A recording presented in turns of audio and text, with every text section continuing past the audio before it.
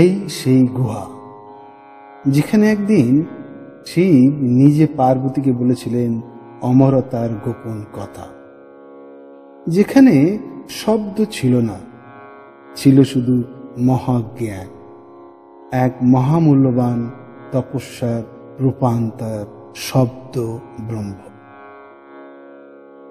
প্রতিবারের মতো এবছর আমরা এই রকম 10-12 ফুটের বিশাল বরফের শিবলিঙ্গ দেখতে পাইনি। আগের বছরগুলোতে এই গুহার ভিতরে নিজে নিজেই গড়ে উঠত এক বিস্ময়কর প্রাকৃতির শিবরূপ, বিশাল, অলৌকিক, অবিশ্বাস। কিন্তু এবছর শিবলিঙ্গ গঠিত হয়েছে অনেকটাই ছোট। অনেকে একে বলছেন বরফের চায়ের মতো কিছু একটা। প্রশ্ন তখন স্বাভাবিকভাবেই উঠে আসে, এই গুহার অলৌকিকতা কি তবে বরফের মধ্যে সীমাবদ্ধ ছিল? বরফ না থাকলে কি এই স্থান আর তীর্থস্থান নয়? বরফ না থাকলে কি এই অলৌকিকতা অনুভব করা যায় না? বরফের বড় শিবলিঙ্গ না দেখতে পেলে কি শিবকে অনুধাবন করা যায় না? শিবকে খুঁজে পাওয়া যায় না?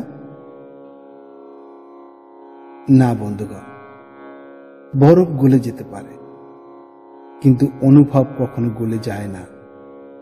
এই গুহার ভিতরে আজও এমন কিছু আছে যা চোখে দেখা যায় না, কিন্তু হৃদয়ে গভীরভাবে অনুভব করা যায়।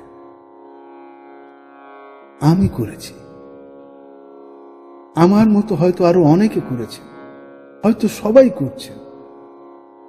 তার সত্ত্বেও কিন্তু প্রশ্নই একটাই, এবছর কি গুহার মধ্যে শিবলিঙ্গ গঠিত হয়নি?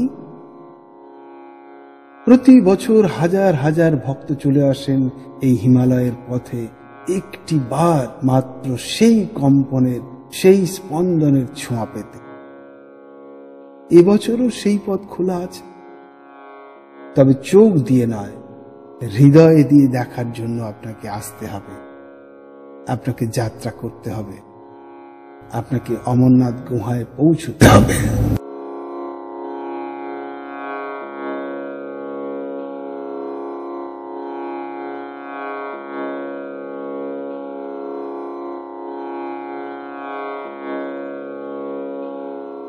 এই গুহা শুধু পাথরের খোলস নয়, এটা এক অনন্ত শক্তির আধার।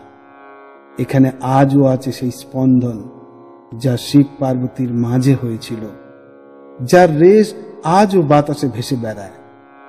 এখানে আজও শোনা যায় সেই নিঃশব্দ বার্তা, আমি আছি, কিন্তু তোমার চোখে নয়, তোমার বিশ্বাস।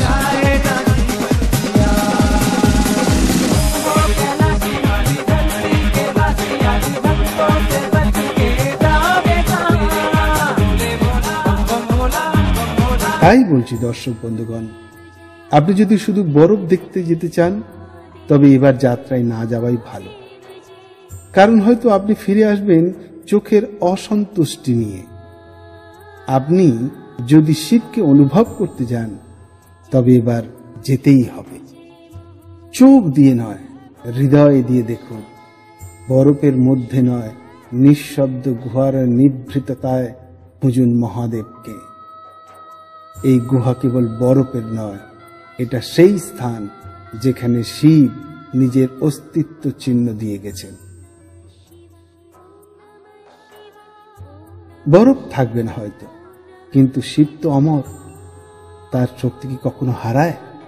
তিনি আছেন, তাকে দেখতে হৃদয় চায়, চোখ নয়, হৃদয়।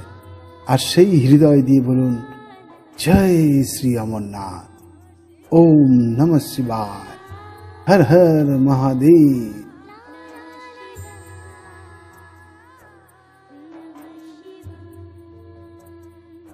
আপনি যদি এই ভিডিওর মধ্যে কিছু অনুভব করে থাকেন, যদি মহাদেবের নিঃশব্দ ডাকে সাড়া দিতে ইচ্ছা করে, তাহলে ভিডিওটি শেয়ার করুন অন্তত একজন সেই মানুষকে যার হৃদয় এখনো শিবের খোঁজে নিঃশব্দে কাঁদে। মহাদেব টু বেঙ্গলির মাধ্যমে এই সত্য পৌঁছে যাক আরো অনেক হৃদয়। সাবস্ক্রাইব করুন, কারণ আমাদের পরবর্তী যাত্রাও শিবের পদধ্বনি শুনতে চলেছে। জয় মহাদেব, জয় শ্রী অমন।